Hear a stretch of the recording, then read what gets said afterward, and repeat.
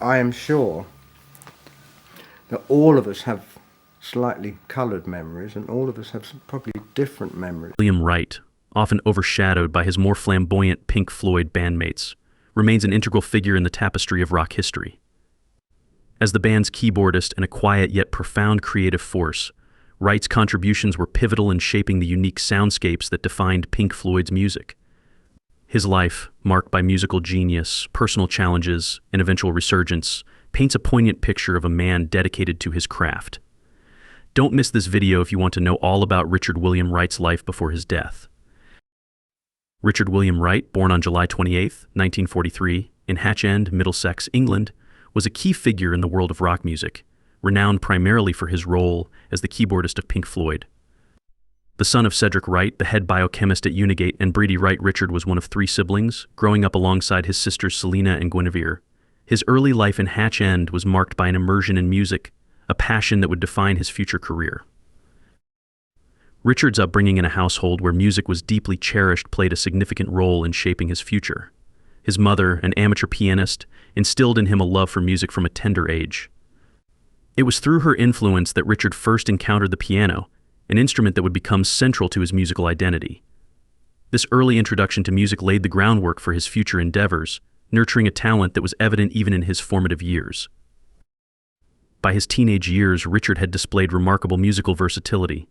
Not content with mastering the piano, he also learned to play the trombone and saxophone, showcasing a breadth of skill that set him apart from his peers. His ability to self-teach these instruments speaks volumes about his dedication and innate talent. The tragic incident of a broken leg at the age of 12 turned into an opportunity for Richard, as it gave him the time to teach himself guitar, trombone, trumpet, and piano. His mother, recognizing his potential, encouraged him to focus on the piano, and he later took private lessons in music theory and composition at the Eric Gilder School of Music. The trad jazz revival of the time also influenced Richard, leading him to learn the saxophone. However, despite his interest in various instruments, the piano remained his primary focus. This foundation in multiple instruments and styles would later contribute to the unique sound that he brought to Pink Floyd. In 1962, uncertain about his future career path, Richard enrolled in Regent Street Polytechnic, now part of the University of Westminster, to study architecture. This period of his life was crucial, not for the academic knowledge he gained, but for the relationships he formed.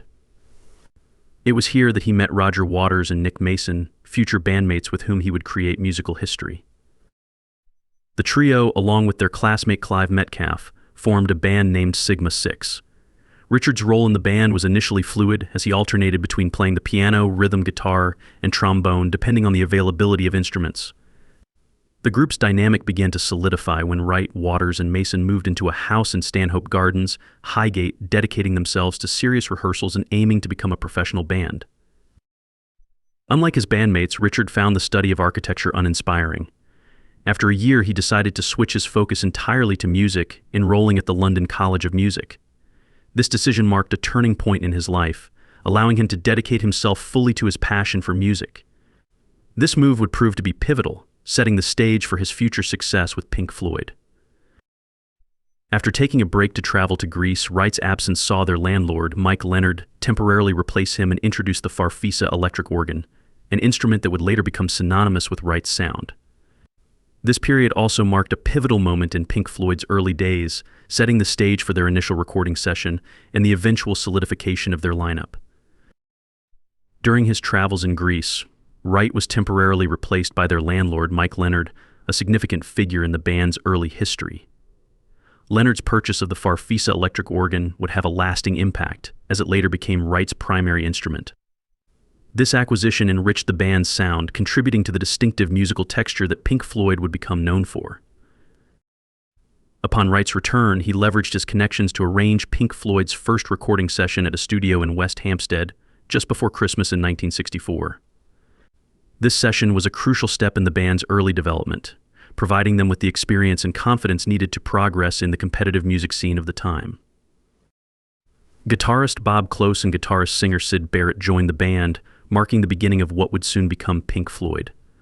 Wright's first solo song, You're the Reason Why, was released in 1964 as the B-side of a single by Adam, Mike, and Tim, showcasing his burgeoning talent as a songwriter. By mid-1965, Pink Floyd's lineup had stabilized with Barrett, Waters, Mason, and Wright, establishing themselves as regulars on London's underground circuit. While Syd Barrett emerged as the primary songwriter and singer, Wright played a crucial supporting role within the band. His responsibilities included handling keyboards, singing harmonies, contributing arrangements, and occasionally writing and singing lead. Wright's technical prowess also came to the fore, as he was the most skilled musician in the group. He meticulously tuned Barrett's guitars and Waters' bass using a strobo tuner, ensuring their instruments were perfectly tuned for performances. Before Pink Floyd had a full-time road crew, Wright took on the role of the primary roadie, managing the setup and teardown of their equipment at each performance. This hands-on involvement with the band's logistics demonstrated Wright's dedication and versatility, extending beyond his musical contributions.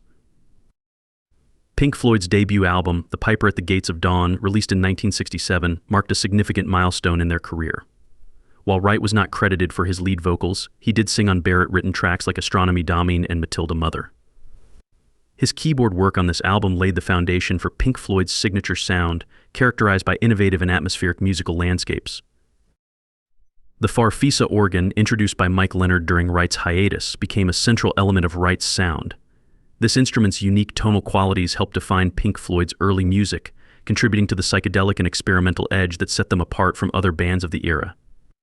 Wright's adept use of the Farfisa organ, combined with his classical training, allowed him to create complex, layered soundscapes that became a hallmark of the band's music. As Pink Floyd's music evolved, so did Wright's role within the band. His ability to blend classical influences with contemporary rock elements was crucial in shaping the band's innovative sound. Wright's contributions went beyond his keyboard work. His understanding of music theory and composition enabled him to craft intricate arrangements that enhanced the overall texture of Pink Floyd's music.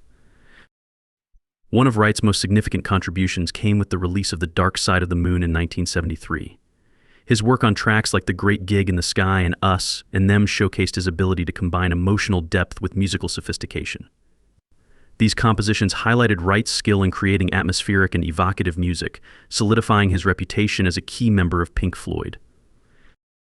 Richard William Wright's contribution to Pink Floyd and his musical journey extends far beyond the keyboards. From his early compositions to his unique playing style, Wright's work has been integral in shaping the band's sound. His friendships and collaborations, especially with Syd Barrett, and his ventures into solo projects highlight a versatile and committed musician.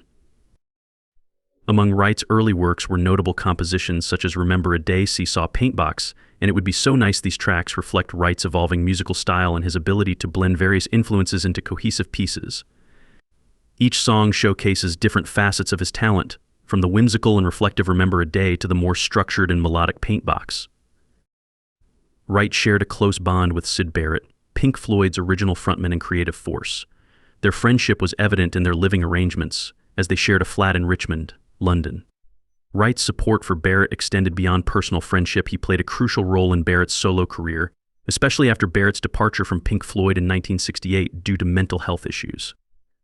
Wright played on Barrett's second solo album, Barrett, in 1970 and assisted with its production, providing much-needed support during a challenging time for Barrett. The 1970s were a period of significant musical exploration for Wright. He was influenced by contemporary progressive rock bands, particularly early Genesis with Peter Gabriel. This admiration for Genesis led to Wright inviting some of Gabriel's solo touring musicians to play on his own solo album, Broken China. Wright's openness to diverse musical influences and his willingness to collaborate with other musicians enriched his compositions and performances. Wright's style of organ playing in Pink Floyd was distinctive, often incorporating Egyptian scales into his solos. This can be heard on tracks like Matilda Mother and Set the Controls for the Heart of the Sun, where his use of non-Western scales added an exotic and mysterious quality to the music. His background in jazz also influenced his approach, drawing him towards free-form music where strict adherence to tempo was less critical. This allowed for more expressive and spontaneous performances, particularly in live settings. Over time, Wright focused more on using the organ, electric piano, and synthesizer to complement each piece, though he still included occasional solos. His approach evolved to prioritize creating atmospheric and textural soundscapes that enhanced the overall mood of the music. This shift in focus can be seen in his work on iconic Pink Floyd albums like The Dark Side of the Moon and Wish You Were Here, where his keyboard contributions were integral to the band's signature sound. Despite gradually becoming less involved in songwriting following Barrett's replacement by David Gilmour, Wright's keyboard playing remained essential to Pink Floyd's live performances. His ability to replicate and expand upon the studio recordings in a live setting was critical to the band's success. Tracks like Interstellar Overdrive set the controls for The Heart of the Sun and Careful with That Axe, Eugene, showcased Wright's talent for creating dynamic and immersive live experiences. He contributed to Pink Floyd's film scores for More, Zabriskie Point, and Obscured by Clouds, and made significant contributions to longer compositions such as Atom Heart Mother, Echoes, on which he sang lead vocals with Gilmour, and Shine on You Crazy Diamond. For the 1973 album The Dark Side of the Moon, he composed the music for The Great Gig in the Sky and Us and Them, and contributed to Time and Breathe, singing lead on Time. In early 1978, Wright recorded his debut solo album, Wet Dream, at Super Bear Studios in France, featuring Pink Floyd's touring guitarist Snowy White and former King Crimson saxophonist Mel Collins. Several tracks on the album referenced his holiday home in Lindos. Released in September, the album achieved minimal commercial success. As Waters began to dominate the songwriting in the late 1970s, Wright's contributions to Pink Floyd diminished. Animals in 1977 was the first album without any songwriting credits for Wright. During the recording of The Wall in 1979, Waters grew frustrated with Wright's lack of contributions and his insistence on an equal share of production royalties. Wright prioritized his family due to his deteriorating marriage, which further strained his involvement. Reflecting on this period, Wright admitted to feeling depressed and unmotivated. Waters considered suing Wright but opted for an easier solution. Wright would leave the band after completing The Wall. Wright, backed by Gilmour, agreed to finish the album and the subsequent tour as a session musician. Various keyboard parts on The Wall were played by Waters, Gilmour, producer Bob Ezrin, composer Michael Carmen, and session player Fred Mandel. Wright often recorded his parts late at night when the other members were absent. Initially, he was not credited for his contributions, which was later rectified. Wright's departure from Pink Floyd was not publicly acknowledged until years later. As a salaried session musician during the Wall tour, most fans were unaware he was no longer a full member. Wright recalled putting his best effort into the performances and maintaining a civil relationship with Waters during the tour. Despite his anger towards Waters, Wright did not regret leaving the band, feeling it had lost its sense of communication and camaraderie. Remarkably, Wright was the only member of Pink Floyd to profit from the Wall tour, as the financial losses were borne by the band members. He did not attend the 1982 premiere of Pink Floyd, the Wall film. In 1983, the band released The Final Cut, the only Pink Floyd album without Wright, revealing to fans for the first time that he had left the band. In 1983 to 1984, Wright formed a musical duo, Z, with Dave Harris of the band Fashion. Introduced by saxophonist Raphael Ravenscroft, they signed a record deal with EMI Records. Their only album, Identity, was both a commercial and critical failure, leading Wright to later describe Z as an experiment best forgotten. After Waters left in 1985, Wright began contributing to Pink Floyd again, starting with a momentary lapse of reason in 1987. However, he remained a salaried musician due to a contractual agreement that prevented him from rejoining as a full member. On the album credits, Wright was listed with the session musicians, and his photo did not appear on the inner sleeve with Gilmour and Mason. By 1994, Wright had officially rejoined Pink Floyd. He stated in 2000, "I am a full member, but contractually I am not on a par with Dave and Nick." For The Division Bell in 1994, the second Pink Floyd album without Waters, Wright co-wrote 5 songs and sang lead on Wearing the Inside Out, which he co-wrote with Anthony Moore. Initially hesitant about his contributions, Wright later remarked that the process didn't feel like what they had agreed was fair. The Division Bell tour was Pink Floyd's last, and like Mason, Wright performed on every Pink Floyd tour. In 1996, inspired by his successful contributions to the Division Bell, Wright released his second solo album, Broken China. Co-written with Anthony Moore, who also assisted with production and engineering, the album explores the theme of depression, a subject close to Wright due to his experiences with his wife and friends. The album featured contributions from bassist Pino Palladino, drummer Manu Kak, guitarist Dominic Miller, and guitarist Tim Renwick. Although Gilmour recorded a guitar part for Breakthrough, it was ultimately not included in the final mix. Sinead O'Connor provided lead vocals on Reaching for the Rail and Breakthrough, while Wright handled the remaining vocals. Despite considering a tour for the album, Wright decided it was not financially feasible. In 2006, he co-wrote the B-side Hazel Eyes for Helen Bolding with Chris Difford. In 1999, Pink Floyd's touring keyboardist John Caron and Wright's wife facilitated a reunion between Wright and Waters after 18 years. They met backstage after a Waters performance. Wright later played at several of Gilmour's solo shows in 2002, performing keyboards and vocals, including his composition Breakthrough.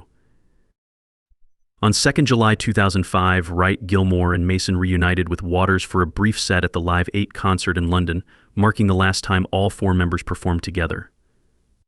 Wright underwent cataract surgery in November of that year, preventing him from attending Pink Floyd's induction into the UK Music Hall of Fame. In 2006, Wright joined Gilmour's touring band, playing alongside former Pink Floyd sidemen John Caron, Dick Perry, and Guy Pratt. He contributed keyboards and background vocals to Gilmour's solo album On an Island, and participated in the accompanying live tours across Europe and North America. On stage, he played keyboards, reviving the Farfisa organ for Echoes, and sang lead on Arnold Lane, which was released as a live single. Wright turned down an offer to join Waters and Mason on Waters' Dark Side of the Moon live tour to focus on a solo project. That year, Wright attended a screening of the Pink Floyd Pulse live concert video with Gilmour and Mason. When asked about future performances, he expressed his openness to performing anywhere, planning to meander and play live whenever Gilmour needed him. On 10th May 2007, Wright performed at the Barrett tribute concert Madcap's Last Laugh at the Barbican in London. Organized by Joe Boyd to honor Barrett, who had passed away the previous July, the concert's first half featured a solo performance by Waters, while the second half ended with Wright, Gilmour, and Mason performing with Arnold Lane. By mid-2007, Wright was living alone in Kensington and relished his time playing with Gilmour's solo band, calling it the most fun tour I've ever done in my life. Wright was deeply influenced by jazz legends like Miles Davis and John Coltrane. Unlike typical songwriters, he preferred to create thematic albums rather than individual songs. Many of his compositions emerged from improvisation and experimentation, which his bandmates often embraced. Wright described his approach as, "I just play and don't really think about what I'm doing, I just let it happen." Among Pink Floyd members, he was the most reserved, focusing intently on his music behind the keyboards.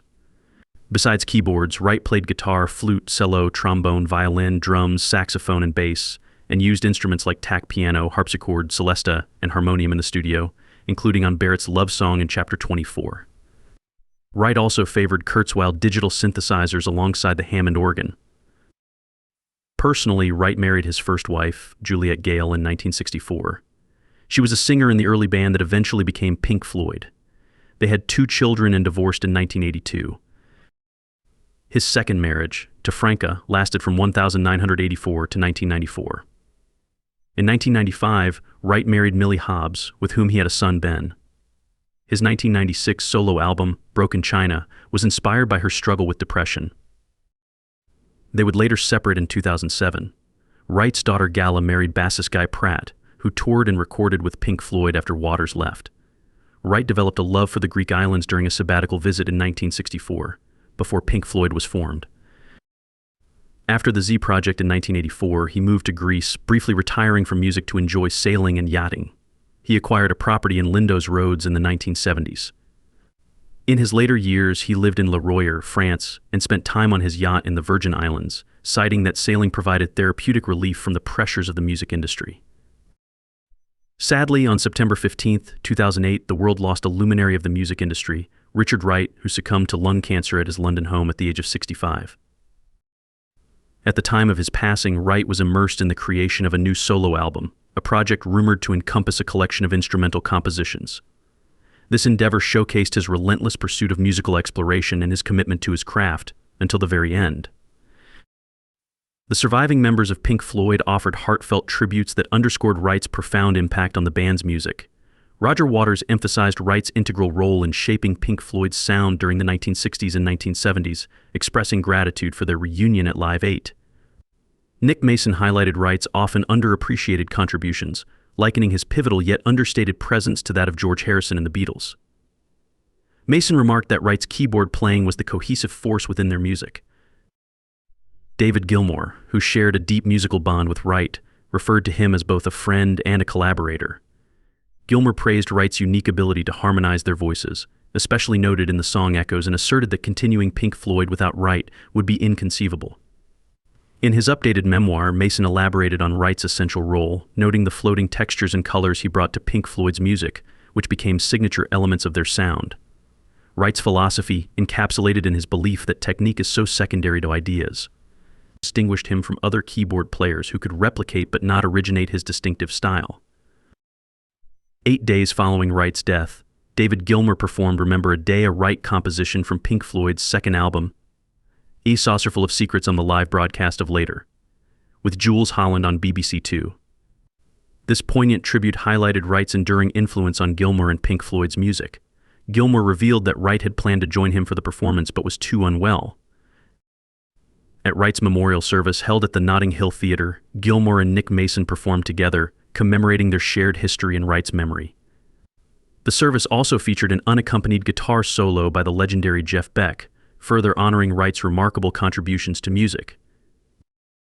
David Gilmour continued to honor Wright's legacy through his solo work. The song A Boat Lies Waiting from Gilmour's 2015 album Rattle That Lock is dedicated to Wright, featuring a sample of his voice. The lyrics poignantly address themes of mortality and Wright's affinity for the sea, reflecting Gilmour's profound sense of loss. In 2014, Pink Floyd released The Endless River, an album largely consisting of instrumental tracks recorded during the Division Bell sessions, supplemented with new material recorded between 2010 and 2014. The album includes previously unreleased recordings of Wright, and Mason described it as a tribute to his memory. Additionally, keyboard parts recorded by Wright during a 2007 jam session with Gilmour appear on Gilmour's 2024 album Luck and Strange, further cementing Wright's enduring presence in their music. You may know that Richard Wright was profoundly influenced by the world of jazz, particularly the works of Miles Davis and John Coltrane. These jazz legends shaped Wright's musical sensibilities, infusing his compositions with a unique blend of sophistication and spontaneity that became a hallmark of Pink Floyd's sound. Unlike many of his contemporaries, Wright did not see himself as a conventional songwriter. Instead, he aimed to craft cohesive albums imbued with thematic depth and musical continuity. Reflecting on his creative process, Wright once remarked, "If the words came out like the music and we didn't have anything else to do, then quite a few would be written." This sentiment underscores his preference for letting the music guide the lyrical content, rather than the other way around. Many of Wright's compositions emerged from improvisational sessions, where he and his bandmates would explore various ideas. His bandmates often embraced these spontaneous creations with enthusiasm, appreciating the organic and fluid nature of his contributions. Wright's approach to music was deeply intuitive, he often stated. "I just play and don't really think about what I'm doing, I just let it happen." This instinctual methodology allowed him to channel his jazz influences into the progressive rock framework of Pink Floyd, creating a sound that was both innovative and timeless. Among the members of Pink Floyd, Richard Wright was perhaps the most reserved. His demeanor contrasted sharply with the often flamboyant stage presence of his bandmates. Wright preferred to sit behind his keyboards, focusing intently on the music. This quiet dedication did not go unnoticed. It was instrumental in shaping the band's distinct sound.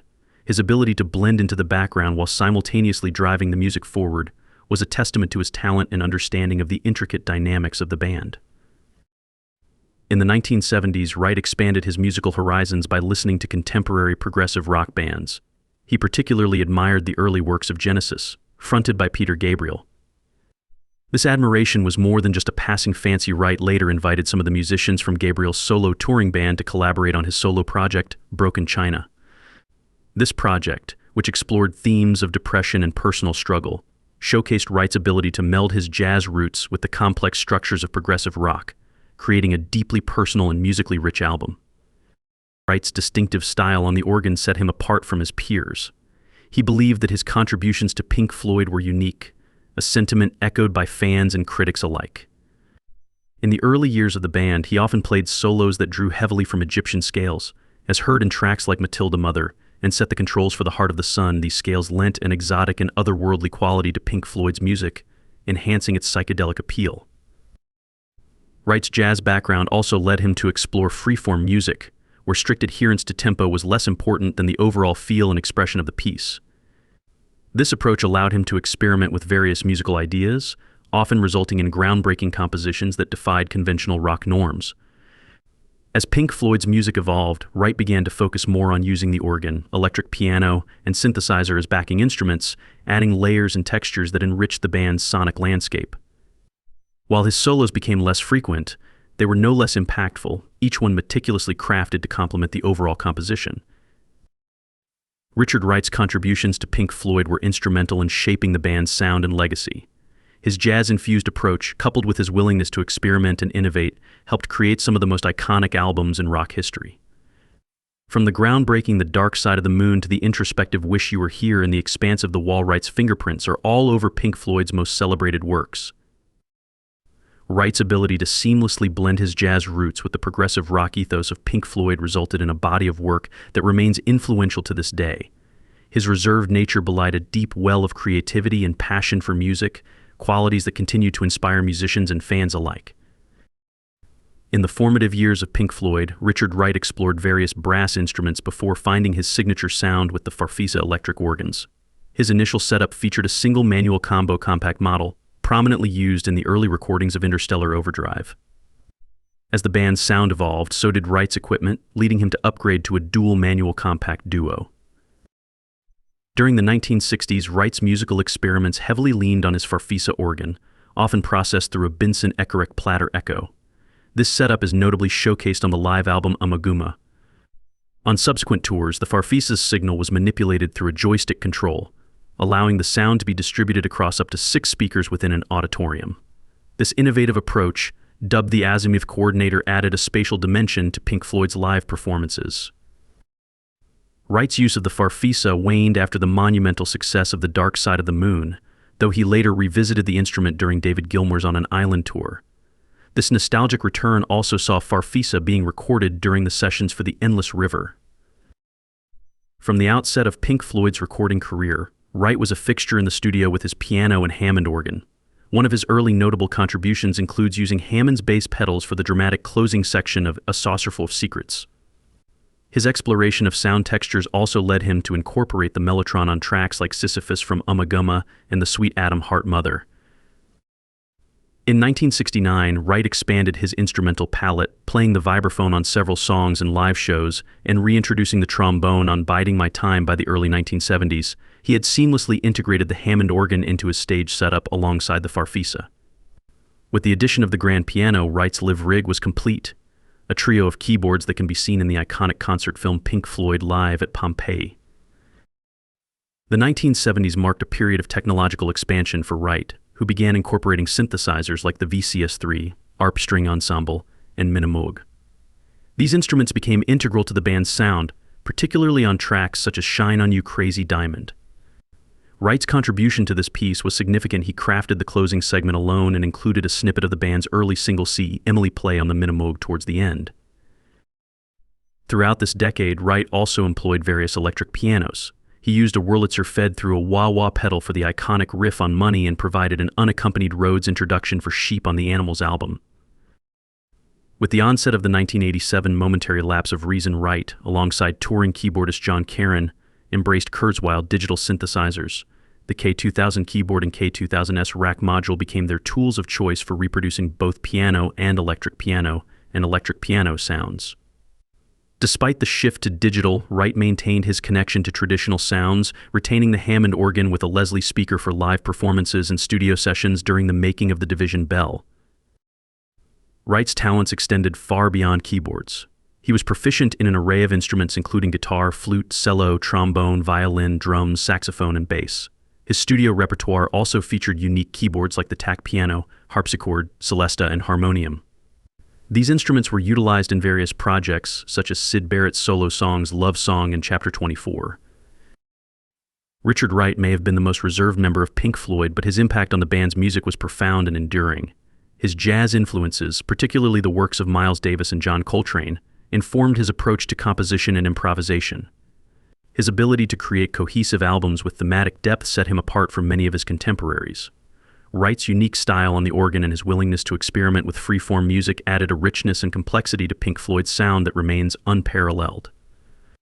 Through his intuitive and organic approach to music, Wright left an indelible mark on the world of progressive rock. His legacy as a musician who could effortlessly blend genres and push the boundaries of conventional music continues to resonate, ensuring that his contributions to Pink Floyd and to music as a whole will never be forgotten. And there you have it. Although Richard Wright is no longer with us, his influence lives on through the timeless music he helped create. If you are also a fan of Richard Wright, please leave him a comment below to respect him. Don't forget to like and subscribe for more stories about the legends of music. Thank you for watching. I am sure that all of us have slightly coloured memories, and all of us have probably